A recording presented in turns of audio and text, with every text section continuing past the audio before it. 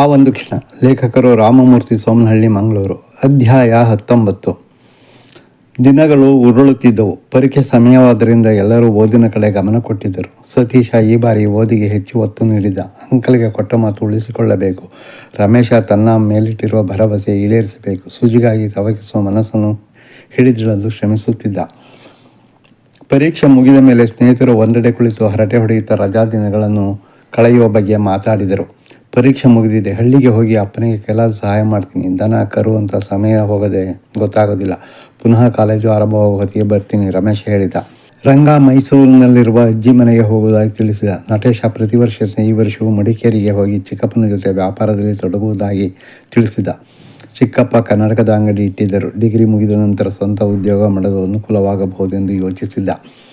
ಸತೀಶನಿಗೆ ಆ ಅವಕಾಶಗಳು ಇರಲಿಲ್ಲ. ಬಂಧುಗಳು ಹೆಸರಿಗೆ ಮಾತ್ರ, ಅಷ್ಟೇನೂ ಆತ್ಮೀಯರಾಗಿರಲಿಲ್ಲ. ಕೇವಲ ಸಮಾರಂಭಗಳಿಗೆ ಹೋಗಿ ಬರುವುದಕ್ಕಷ್ಟೇ ಸೀಮಿತವಾಗಿತ್ತು.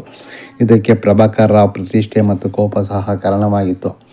ಎಲ್ಲರೂ ರಜೆಯ ಮಜಾದಲ್ಲಿರುವಾಗ ಸತೀಶನಿಗೆ ಹೊತ್ತು ಕಳೆಯುವುದೇ ಕಷ್ಟವಾಯಿತು. ಕತೆ, ಕಾದಂಬರಿ, ನಾಟಕ, ಪುಸ್ತಕಗಳ ಮೊರೆ ಹೋದ. ಓದುವಾಗ ಸುಜಿಯ ನೆನಪಾಗುತ್ತಿತ್ತು. ರಮೇಶನ ಮಾತಿಗೆ ಕಟ್ಟು ಬಿದ್ದ ಶ್ಯಾಮರಾಯರು ತಿಂಗಳ ಕೊನೆ ಭಾನುವಾರ ಸುಜಿ ಮತ್ತು ಸತೀಶ ಅವರ ಭೇಟಿಗೆ ಅವಕಾಶ ನೀಡಿದರಾದರೂ ಮನಸ್ಸಿಲ್ಲದ ಮನಸ್ಸಿಂದ ಒಪ್ಪಿದ್ದರು. ಮನಪೂರ್ವಕವಾಗಿ ಒಪ್ಪಿರಲಿಲ್ಲ. ವಿದ್ಯಾಭ್ಯಾಸ ಪೂರ್ತಿಯಾಗಿಲ್ಲ, ಅಪ್ಪ ಅಮ್ಮ ಸ್ಥಿತಿವಂತರೇನಲ್ಲ, ಆಸ್ತಿಪಾಸ್ತಿ ಇಲ್ಲ, ಸಂಬಳದ ಜೀವನ, 3 ಮಕ್ಕಳು. ಹೀಗಿರುವಾಗ ಅಂಥವರ ಮನೆಗೆ ಮಗಳನ್ನು ಮದುವೆ ಮಾಡಿಕೊಡಲು ಮುಂದಾಗಲು ಮನಸ್ಸು ಒಪ್ಪಲು ಹೇಗೆ ಸಾಧ್ಯ? ಸತೀಶನ ನಡತೆಯ ಬಗ್ಗೆ ಯಾವುದೇ ಶಂಕೆ ಇರಲಿಲ್ಲ. ಅವನು ಸ್ವಾಭಿಮಾನಿ, ದುಡಿಯುವ ಛಲ ಇದೆ. ಆದರೆ ಮಗಳನ್ನು ತನ್ನ ನಿರೀಕ್ಷೆಯ ಮಟ್ಟಕ್ಕೆ ನೋಡಿಕೊಳ್ಳುತ್ತಾನ ಅನುಮಾನ ಕಾಡುತ್ತಿತ್ತು. ಮಗಳನ್ನು ಅವನಿಗೊಪ್ಪಿಸಲು ಅಷ್ಟು ಸಾಕಾಗಿರಲಿಲ್ಲ ರಾಯರಿಗೆ. ಮಗಳು ಶ್ರೀಮಂತನ ಕೈ ಹಿಡಿಯಬೇಕೆಂದು ಬಯಸಿದ್ದರು.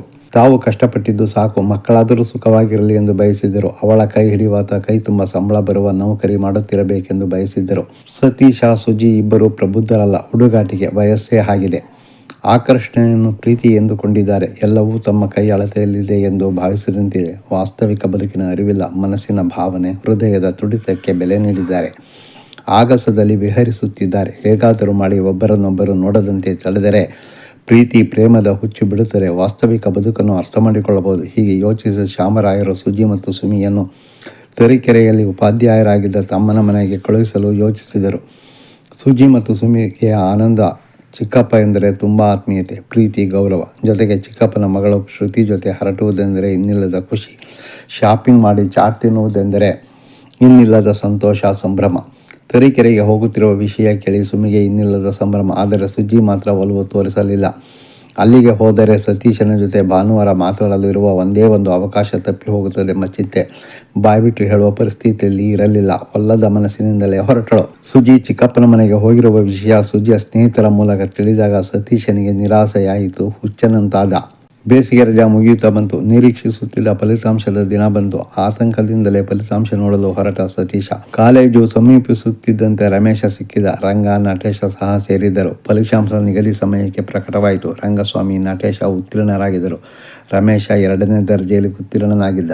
ಸತೀಶ ಆತಂಕದಿಂದ ಫಲಿತಾಂಶ ನೋಡುತ್ತಿದ್ದ. ಸಂತೋಷದ ಜೊತೆಗೆ ಅಸಮಾಧಾನ ಸಹ ಆಯಿತು. ಕೇವಲ 3 ಅಂಕದಿಂದ 1ನೇ ದರ್ಜೆಯನ್ನು ಕಳೆದುಕೊಂಡಿದ್ದ. ಎಲ್ಲರೂ ಸತೀಶನನ್ನು ಅಭಿನಂದಿಸಿದರು. ಸ್ವಲ್ಪ ಕಷ್ಟಪಟ್ಟಿದ್ರೆ ಫಸ್ಟ್ ಕ್ಲಾಸ್ ಬರ್ತಿದ್ಯಲ್ಲ ಮಗ, ಅನ್ಯಾಯ ಆಗ್ಬಿಡ್ತು. ರಂಗ ಬೇಸರ ವ್ಯಕ್ತಪಡಿಸಿದ. ಹೌದು ಸತಿ, ಸ್ವಲ್ಪ ಗಮನ ಕೊಟ್ಟಿದ್ದು ಸಾಕಿತ್ತು. ಬ್ಯಾಡ್ ಲಕ್ ಎಂದ ನಟೇಶ. ಈಗಲೂ ಅವಕಾಶ ಇದೆ. ಇದು ಕೊನೆಯ ವರ್ಷ. ಇನ್ನೊಂದು 10% ಜಾಸ್ತಿ ತೆಗೆಯೋದಕ್ಕೆ ಪ್ರಯತ್ನಪಟ್ಟು ಡಿಗ್ರಿ ಫಸ್ಟ್ ಕ್ಲಾಸ್ನಲ್ಲಿ ಪಾಸಾದಂತೆ ಆಗುತ್ತೆ ಎಂದು ರಮೇಶ ಹುರಿದುಂಬಿಸಿದ. ಇದೇ ಸಂತೋಷದಲ್ಲಿ ಹೋಟೆಲ್ಗೆ ಹೋಗಿ ಸಿಹಿ ತಿಂದು ಸಂಭ್ರಮಿಸಿದರು. ಮನೆಯವರಿಗೆ ತಿಳಿಸಲು ನಟೇಶ, ರಂಗ ಹೊರಟರು. ಅವರು ಹೋದ ನಂತರ ಸತೀಶ ಹೇಳಿದ, ಸುಜಿಗೆ ರಿಸಲ್ಟ್ ಹೇಳಬೇಕು ಅನ್ನಿಸ್ತಿದೆ. ಮನದಾಸೆ ವ್ಯಕ್ತಪಡಿಸಿದ. ಬೇಡ, ಅವರ ಮನೆಗೆ ಹೋಗಬೇಡ, ಕೊಟ್ಟ ಮಾತು ಉಳಿಸ್ಕೊ ಎಚ್ಚರಿಸಿದ ರಮೇಶ. ಮುಖ ಕಪ್ಪಿಟ್ಟಿತು. ಬೇಸರದಿಂದ ಮುಖ ಬಾಡಿತು. ಬೇಸರ ಮಾಡ್ಕೋಬೇಡ, ನಾನೇ ಹೋಗಿ ನಿನ್ನ ಫಲಿತಾಂಶ ತಿಳಿಸ್ತೀನಿ. ಅವಳ ಪ್ರತಿಕ್ರಿಯೆ ಹೇಗೆ ನೀಡಿದ್ಲು ಅನ್ನೋದನ್ನು ನಿನಗೆ ನಾಳೆ ಹೇಳ್ತೀನಿ ಎಂದು ಸಮಾಧಾನ ಮಾಡಿ ಮನೆಗೆ ಹೋಗಲು ಒಪ್ಪಿಸಿದ. ಗೆಳೆಯನ ಮಾತಿನಂತೆ ಖುಷಿಯಿಂದ ಮನೆಗೆ ಹೊರಟ. ಫಲಿತಾಂಶವನ್ನು ಮನೆಯವರಿಗೆ ತಿಳಿಸುವ ಉತ್ಸಾಹವೇನೂ ಇರಲಿಲ್ಲ. ಕಾರಣ ಅವರ ಪ್ರತಿಕ್ರಿಯೆ ಸತೀಶನಿಗೆ ತಿಳಿದಿತ್ತು. ಎಷ್ಟೇ ಅಂಕ ಬಂದರೂ ವೆಂಕಿಯ ಅಂಕದೊಂದಿಗೆ ತುಲನೆ ಮಾಡಿ ನಿಂದಿಸುವುದು ಅವರ ಅಭ್ಯಾಸ. ಹೇಳಿ ನೊಂದುಕೊಳ್ಳುವುದಕ್ಕಿಂತ ಸುಮ್ಮನಿದ್ದು ಅವರು ಕೇಳಿದಾಗ ತಿಳಿಸಿದರಾಯಿತೆಂದುಕೊಂಡ. ಮನೆ ಮುಟ್ಟಿದಾಗ ಅವನಿಗೊಂದು ಆಘಾತ ಕಾಲಿತು. ನಾಳೆಗೆ ಮುಂದುವರಿಯುವುದು.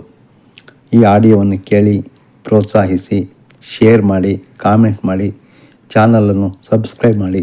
ಧನ್ಯವಾದಗಳು.